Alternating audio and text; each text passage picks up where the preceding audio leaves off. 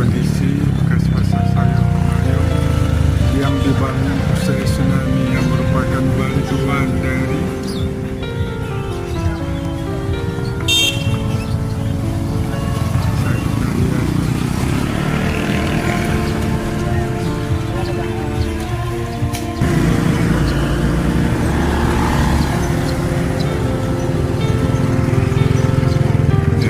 pasar buah dan sayur Penayung bantuan dari CRS.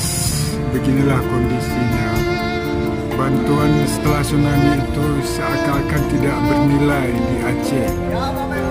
Ya, itu untuk pengorbanan dari warga dunia sengaja untuk dibantu di Aceh.